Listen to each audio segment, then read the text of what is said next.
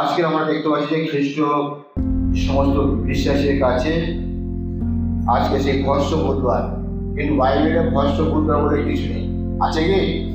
কিছু নেই। তবে একটা বিষয় আছে, তখন পুরাতন নিয়মে যখন লোকেরা পাপ করতো, ঈশ্বরের বিরুদ্ধে কাজ করতো, তারা পাপে যখন পতিত হতো, তখন তারা কি করতো? উপবাস সহকারে ঈশ্বরের কাছে কি করতো? প্রার্থনা করতো। আর সে বিষয়ে আমরা অনেক পুস্তকে দেখি, যেমন জনার পুস্তকে আছে, খ্রিস্টের পুস্তকে আছে, নহিমীয় ইসলাম পুস্তকে উপবাস সম্পর্কে আমরা দেখতে পাই। আর উপবাসটা হচ্ছে কি? এটা হচ্ছে ঈশ্বরের একটা আজ্ঞা, ঈশ্বরের একটা আজ্ঞা যেন আমরা কি করি? উপবাস করি। আর উপবাসের শব্দ অর্থ আমরা এর আগে অনেকবার শুনেছি। উপবাস মানে হচ্ছে, উপ মানে হচ্ছে কাছে, আর বাস মানে থাকা। উপবাস মানে হচ্ছে কি? কাছে থাকা। কার কাছে থাকা? ঈশ্বরের কাছে থাকা। আর উপবাস মানে কি? কিছু না খেয়ে উপবাস। মানে আমরা তো অনেকেই সকালে কি কিছু খেয়েছি না খাই, অনেকে খেয়েছি অনেকে খাই, তাই তো? আর বাইবেলে যদি দেখি আমরা, বাইবেলের উপবাস সম্পর্কে যখন আমরা দেখতে পাই যে একদিনের উপবাস লোকেরা করেছে, 3 দিনের উপবাস করেছে, 4 দিন উপবাস করেছে, 7 দিনের উপবাস করেছে, 10 দিন উপবাস করেছে। তারপর আমরা দেখতে পাচ্ছি 40 দিনের উপবাস 40 লোকেরা করেছে। 40 দিন উপবাস কে করেছিল? কে? যিশু। আর কে করেছে? মসি। কে করেছিল? মসি। আর যিশু 40 দিন উপবাস করে। আর আমরা কি 40 দিন পারবো? পারবো না। কিন্তু আমরা যখন উপবাস করবো, আমরা এখন প্রতিজ্ঞা করি যে সকাল থেকে হয়তো দুপুর পর্যন্ত, 1টা পর্যন্ত 6 ঘন্টা উপবাস করতে পারি, আবার সন্ধ্যা পর্যন্ত করতে পারি 12 ঘন্টা, হয়তো একদিনও করতে পারি। সেটা আমাদের নিজেদের কাছে ব্যাপার যে আমরা কতক্ষণ উপবাস করবো।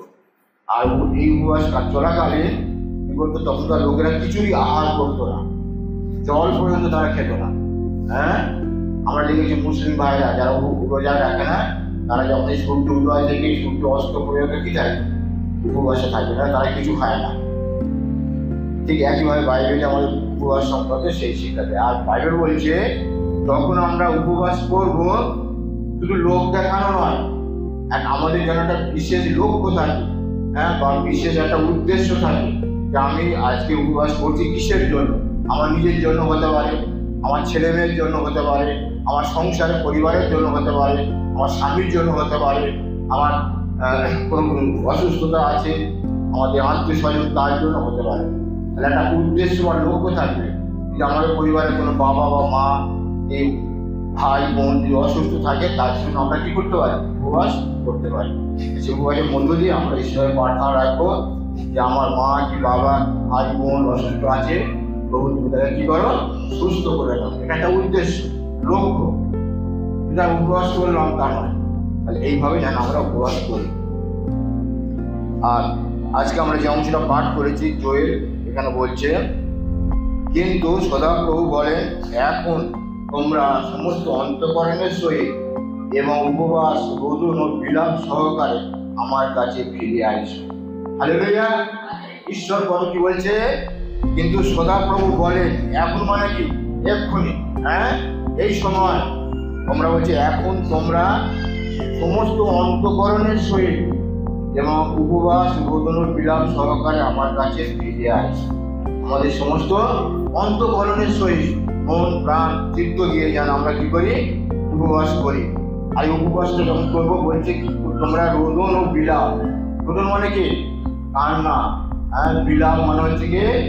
চোখে জল ফেলে আমার বিলাপ সহকারে যেন কার কাছে ফিরে আসি? ঈশ্বরের কাছে ফিরে আসি। এটাই হচ্ছে আমাদের কাছে সবথেকে বড় সুযোগ, যেন আমরা উপবাস সহকারে ঈশ্বরের কাছে ফিরে আসি। আজকে আমাদের বিষয় যেন আমরা কি করি? ঈশ্বরের কাছে ফিরে আসি। আর উপবাস করতে অর্থ বলেছি কার কাছে থাকা? ঈশ্বরের কাছে থাকা। তাই এই ঈশ্বরের কাছে থাকতে গেলে উপবাস সহকারে যেন আমরা ঈশ্বরের কাছে ফিরে আসি।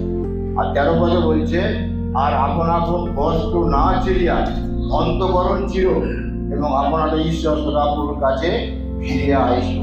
একই কথা বারবার বলছে। আমাদের পুরাতন নিয়মে কি হতো? লোকেরা যখন উপবাস করতো তারা ছাই মাখতো। ভস্য মানে কি? ছাই মাখতো, চট পড়তো, মাথা নেড়া করতো, সারাদিন ছাই মেখে তারা উপবাস করতো। আর ঈশ্বর বলছে তোমাদের ছাই মাখার প্রয়োজন নেই, আর চট পরিধান করার প্রয়োজন নেই, কারণ ছিল পুরাতন নিয়মে। কিন্তু আমরা এসেছি কোন নিয়মে? অনুকূলের যুগে, নতুন নিয়মে আমরা এসেছি। আর তাই বলছে আর আপন আপন বস্ত্র না ছড়িয়া অন্তঃকরণ চিও। আমাদের অন্তরটা কি করতে বলছে? চিরতে বলছে, আঘাত করতে বলছে। আমাদের অন্তরে কত পাপ ময়লা কালিমা রয়েছে, আমরা যেন অন্তরটাকে চিনতে পারি এবং আপনাদের ঈশ্বরের প্রভুর কাছে ফিরে আসে। কেননা তিনি কৃপাময় ও স্নেহশীল, ওদের ধীর ও দয়াতে মহান এবং অমঙ্গলের বিষয়ে অনুশোচনা করে। তাই বলছে যখন আমরা করবো, আর ঈশ্বর বলছে ওদের ধীর ও দয়াতে মহান, তিনি আমাকে কি করবে? আশীর্বাদ করবে। আমরা জানি সেই নিলমী ঘটনা, আমরা জানি নিলমীর লোকেরা পাপে পতিত হয়েছিল, আর ঈশ্বর টাকা পাঠালেন, জোনাকে পাঠালেন। আর জোনাকে বলছে তোমাদের 40 দিনের মধ্যে যদি মন পরিবর্তন না করে ঈশ্বরের কাছে ফিরে আসো, তাহলে ঈশ্বরের 40 দিন পর নিলমী নগরকে কি করবে? ধ্বংস করে দেবে। আর এই কথা শুনে সেই দেশের রাজা থেকে শুরু করে এই দেশের সমস্ত জনতা শুরু করে, আবার লেখা আছে সেই দেশের সমস্ত পশু, তাদের গরু বাছুর উট ভেড়া যা কিছু ছিল তাদের পর্যন্ত জল খেতে দেয়নি। চিন্তা কর, মানুষ উপবাস করছে, খাবার খাচ্ছে না, জলও খাচ্ছে না, নিজেদের যে পশু ধন ছিল গরু বাছুর ছাগল ভেড়া তাদেরও কি করেছে? উপবাস রেখেছে। আর তখন তারা প্রার্থনা করলো, প্রার্থনা করে করে ঈশ্বর কি করলো? সেই নগরকে ধ্বংস করে ধ্বংস করে। কারণ ঈশ্বর হচ্ছে কোটির ধীর দয়াতে মহান, আর তাই ঈশ্বর নিলমীকে রক্ষা করলেন। আর উপবাসটা হচ্ছে আমাদের কাছে কি? এটা একটা পবিত্র উপবাস। দেখো 15 পদে কি বলছে? তোমরা সিওনে তুরি বাজাও, পবিত্র উপবাস নিরূপণ করো, পর্বদিন ঘোষণা করো। উপবাসটা কি বলছে? পবিত্র উপবাস। পবিত্র উপবাস করো এবং তোমরা তুরি বাজাও। তা বলছে হায় হায় কেমন দিন, সদাপ্রভুর দিন তো সন্নিকট, উহা সর্বশক্তিমানের নিকট হইতে প্রলয়ের ন্যায় আসিতেছে। বলছে সদাপ্রভুর দিন কি? সন্নিকট। আজকে সেই খ্রিস্টের দ্বিতীয় আগমন কি? সন্নিকট। খ্রিস্টের দ্বিতীয় আগমন কি আসবে তার চিহ্ন আমরা কি দেখতে পাচ্ছি? খ্রিস্টের দ্বিতীয় আগমনের চিহ্ন আমরা এই পৃথিবীতে দেখতে পাচ্ছি। কি বলছে? একটা দেশ আরেকটা দেশকে কি করছে? যুদ্ধ ঘোষণা করছে, ভূমিকম্প হচ্ছে, পৃথিবীতে নানা রকম রোগ ব্যাধি প্রাদুর্ভাব দেখা দিচ্ছে, লোকেরা ঈশ্বর থেকে দূরবর্তী হয়ে যাচ্ছে, মানুষের মধ্যে সে হিংসা, কলহ, বিদ্বেষ, মারামারি বেড়ে চলেছে, ছেলেমেয়েরা পিতা মাতার অবাধ্য হচ্ছে, যে যাকে পাচ্ছে তাকে কি করছে? বিয়ে করছে। এই খ্রিস্টের দ্বিতীয় আগমন সন্নিকট। আর এখানে বলছে তোমরা পবিত্র উপবাস ঘোষণা করো এবং ঈশ্বরের সদাপ্রভুর কাছে ক্রন্দন করো। ঈশ্বরের কাছে আমাদের চোখে জল ফেলতে হচ্ছে। আর এখানে আমরা যারা 15 পদ দেখলাম, তারপর 16 পদে বলছে প্রজা লোকদেরকে একত্র করো, পবিত্র সমাজ নিরূপণ করো, প্রাচীনগণকে আহ্বান করো, বালক বালিকা দিগকে ও দুগ্ধপুষ্ট শিশুদিগকে একত্র করো। তাহলে এই যখন উপবাস করেছিল লোকেরা তখনকার দিনে প্রাচীনা থেকে শুরু করে সমস্ত সমাজ, বালক বালিকা থেকে শুরু করে দুগ্ধপুষ্ট শিশু, তারা যে শিশুরা মায়ের দুধ খায় তারাও পর্যন্ত তাদেরকে একত্র করতে হচ্ছে, তারাও যেন উপবাসে যোগ দেয়। আর আজকের উপবাস যখন আমরা করি, আমরা কি করি? শুধু আমরা একা আসলে হবে না, আমাদের পরিবারে যারা রয়েছে তাদেরকেও আনতে হবে। তাই বলছে প্রাচীনগণকে আহ্বান করো, বালক বালিকা দিগকেও দুগ্ধপুষ্ট শিশুদেরকে একত্র করো, পর আপন বাসগুলো হইতে কন্যা আপন অঞ্চল হইতে নির্গত হোক। অর্থাৎ খ্রিস্ট সেই আসবেন, আমরা এবার তারাকে নিয়ে কি করি? প্রস্তুত করতে পারি। আজকের আমাদের বিষয় যেন আমরা ঈশ্বরের কাছে কি করি? ফিরে আসতে পারি। আর আজকে আমরা বাইবেল দেখবো, পুস্তক আমরা পড়ি বাইবেল। আমরা কার কাছে ফিরে যাই? সদাপ্রভুর কাছে ফিরে যাই। তিনি আমাদেরকে সুস্থ করবেন, আমাদেরকে সঞ্জীবিত করবেন, যেন আমরা কি করি? বাঁচিয়া থাকতে পারি। অর্থাৎ আজকে আমরা প্রত্যেকে পাপের মধ্যে রয়েছি, যেন আমরা সেই ঈশ্বর সদাপ্রভুর কাছে কি করি? ফিরে আসতে পারি। আর যখন আমরা ঈশ্বরের কাছে ফিরে আসবো, তখন ঈশ্বর আমাদেরকে আশীর্বাদ করবে। আর বাইবেল যদি আমরা দেখি, ফিরে আসার ব্যাপারটা বাইবেলে অনেক জায়গা তিনি আমাদেরকে দেখিয়েছে। যদি আমরা 12 অধ্যায় 6 পদ দেখি, দয়া ও ন্যায় বিচার রক্ষা করো, নিত্য আপন ঈশ্বরের অপেক্ষায় থাকো। বারবার ঈশ্বর বাক্য আমাদেরকে দেখাচ্ছে যেন আমরা ঈশ্বরের কাছে কি করতে পারি, ফিরে আসতে পারি। যদি আমরা 14 পদ দেখি, 14 অধ্যায় 1 পদ, সেও সেখানেও বলছে, হে ইসরায়েল, তুমি তোমার ঈশ্বর সদাপ্রভুর কাছে ফিরে আইসো, কেননা তুমি নিজ অপরাধে হোঁচট খাইয়াছ। আমরা কি হোঁচট খাচ্ছি? পাপে আমরা হোঁচট খাচ্ছি, আমরা বারবার পড়ে যাচ্ছি, কারণ আমাদের মধ্যে সেই পাপ রয়েছে। তাই বলছে তুমি নিজ অপরাধে হোঁচট খাইয়াছ, তোমরা বাক্য সঙ্গে লইয়া সদাপ্রভুর কাছে ফিরে আসো। কার বাক্য? এখানে ঈশ্বরের বাক্য যেন আমাদের অন্তরে থাকে। ঈশ্বরের বাক্য নিয়ে যেন আমরা ঈশ্বরের কাছে করতে পারি, ফিরে আসতে পারি। আর বলছে তাহাকে বলো সমুদয় অপরাধ স্মরণ করো। অর্থাৎ ঈশ্বরের কাছে বলতে হবে, প্রভু আমি তোমার বিরুদ্ধে স্বর্গের বিরুদ্ধে অনেক পাপ করেছে, আমার সমস্ত অপরাধ কি করো, দূর করো। স্মরণ করো মানে তুমি নিয়ে নাও। তাহাকে আমরা যাহা উত্তম তাহা গ্রহণ করো, তাহাকে আমরা আপন আপন অষ্টরে বিশুদ্ধ ক্রিয়া বলিদান করব। ঈশ্বরের বাক্য আমরা দেখতে পাচ্ছি, তিনি আমাদেরকে বারবার দেখাচ্ছেন যেন আমরা ঈশ্বরের কাছে কি করতে পারি, ফিরে আসতে পারি। ঈশ্বরের কাছে যখন আমরা ফিরে আসবো, তিনি আমাদেরকেও আশীর্বাদ করবেন। তাই আজকে আমার বাইবেল দেখতে পাচ্ছি অপব্যয় পুত্র ঘটনা আমরা সবাই জানি না। অপব্যয় পুত্র কি হয়েছিল? তার পিতার কাছ থেকে তার সমস্ত ধন সম্পত্তি অর্থ নিয়ে যে দূর দেশে কি হয়েছিল, চলে গিয়েছিল। আর যখন গেল, তার জীবনে যখন পাপ নেমে আসলো, তার খাবার কিছু নেই, পরনে কিছু নেই, শুকর চড়ানোর কাজে সে ব্যস্ত থাকলো, পেটগুলো খেতে পারছে না। আর তখন তার কি হলো, অনুশোচনা হলো। আর তখন সে কার কাছে ফিরে আসছে? পিতার কাছে ফিরে আসছে না। এই পিতার কাছে ফিরে আসার অর্থটা কি? কারণ আমরা পাপী মানুষ, আমরা ঈশ্বরের কাছে ফিরে আসতে পারি। সেই ঘটনাটা কেন বলেছে? আসলে সেই ধনী ব্যক্তির 2 পুত্র মধ্যে কে সেই পাপীটা কারা? আমরা।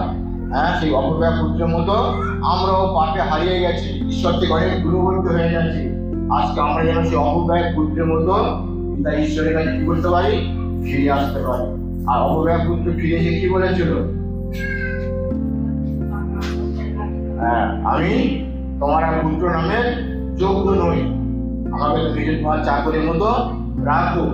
আর পিতা তখন তাকে দুহাত ধরে জড়িয়ে ধরেছিল।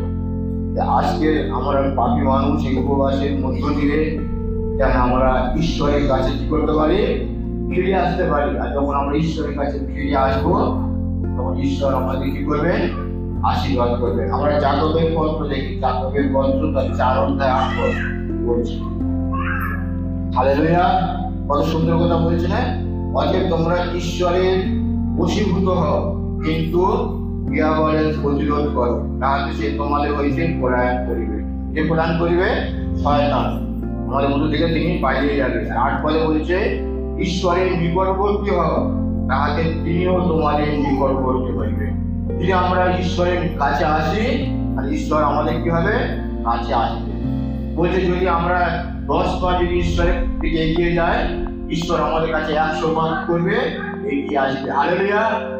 যদি আমরা 10 পা ঈশ্বরের দিকে এগিয়ে যাই, ঈশ্বর আমাদের কাছে 100 পা এগিয়ে আসবে। আপনি যত ঈশ্বরের কাছে থাকবেন, ঈশ্বরের সান্নিধ্যে থাকবে, শয়তান আপনার কি হবে, দূরীভূত হবে। শয়তান আপনার জীবনে কোনো কাজ করতে সুযোগ পাবে না। সেজন্য আমাদের বলেছে তোমরা ঈশ্বরের নিকটবর্তী হও, তাহলেও তিনি তোমাদের নিকটবর্তী হইবে। ঈশ্বর চান না যে কোনো পাপী মানুষ হারিয়ে যাক। ঈশ্বর চান যেন সমস্ত পাপী মানুষ যেন পরিত্রাণ পায়, পাপ থেকে উদ্ধার পায়, পাপ থেকে মুক্তি পায়। এটা হচ্ছে ঈশ্বরের পরিকল্পনা। যদি আমরা তিমথীয় পত্র দেখি, সেখানে সাধু পৌল বলছে ঈশ্বরের ইচ্ছায় যেন সমুদয় মনুষ্য কৃপায় পরিত্রাণ পায় এবং ঈশ্বরের তত্ত্বজ্ঞান পর্যন্ত পৌঁছাতে পারে। ঈশ্বরের ইচ্ছা এটাই, যেন সমস্ত মানুষ পরিত্রাণ পায়। আজকের এই উপবাসের শুরু, আজকের অনেক চার্চে তারা ছাই মাঝে ছাইও পাঠা দেয়। সেই গত বছরের সেই পাম্প সামনে যে তাল পাতায় খেঁটির পাতায় কি করে, তারা রেখে দেয়, রেখে দিয়ে সেইগুলো পুড়িয়ে ভস্য করে ছাই করতে কোপালে কি করে, রেকর্ড করে দেয়। আমাদের সেই ছাই মাখার প্রয়োজন আছে? আমাদের প্রয়োজন নেই। তবে আমাদের উপবাস করার প্রয়োজন আছে, যেন আমরা উপবাস সহকারে কার কাছে ফিরে আসতে পারি? ঈশ্বরের কাছে ফিরে আসতে পারি। আর যখন আমরা ঈশ্বরের কাছে ফিরে আসবো, তখন ঈশ্বর আমাদের কি করবেন? আশীর্বাদ করবেন। আর যিশু যখন এই পৃথিবীতে ছিলেন, মূর্তি 6 অধ্যায় যদি আমরা দেখি, যিশু আমাদের কাছে পরিষ্কার উপবাস সম্পর্কে তিনি আমাদের নতুন শিক্ষা দিয়ে গেছেন। হ্যাঁ, 6 অধ্যায়, মূর্তি 6 অধ্যায় যদি আমরা দেখি, যিশু বলছেন তোমরা যখন উপবাস করো, সেই কপটি ফরিসীদের মতো তোমরা বিষণ্ণ বদন, মানে কি? মলিন মুখ, হ্যাঁ, শুকনো মুখ মলে না থাকে, কেন তারা লোককে উপবাস দেখাইবার নিমিত্ত করে। কিন্তু তুমি যখন উপবাস করো, যে মাথায় তৈল মাখিও, তেল মাখবে, স্নান করবে, মুখ ধোবে, যেন লোকে তোমার উপবাস না দেখিতে পায়। কিন্তু আমাদের পিতা ঈশ্বর যিনি গোপনে রয়েছেন, তিনি আমাদের কি দেবেন? ফল দেবেন, তিনি আমাদেরকে আশীর্বাদ করবেন। তাই আমরা যখন উপবাস করবো, তেল মাখবো, স্নান করবো, বস্ত্র পরিধান করবো, সমস্ত কিছু যে পুরাতন নিয়মের লোকের মতো আর ছাই মাখার প্রয়োজন নেই, বস্ত্র জল করার প্রয়োজন নেই। কিন্তু আমরা উপবাস করি, আমরা যেন পিতা ঈশ্বরের সঙ্গে যেন আমাদের সম্পর্ককে আরো গভীর হয়, আমরা যেন ঈশ্বরের কাছে ফিরে আসতে পারি। আর ঈশ্বর আজকে সেই উপবাস সম্পর্কে আমরা যেটা দেখলাম, জয়ের ভাববাদী পুস্তকের মধ্য দিয়ে তিনি আমাদের একটি বার চেতনা বাণী দিলেন, যেন আমরা এই উপবাস চলাকালীন আমরা ঈশ্বরের কাছে করতে পারি, ফিরে আসতে পারি। ঈশ্বর ঈশ্বরকে আশীর্বাদ করুন।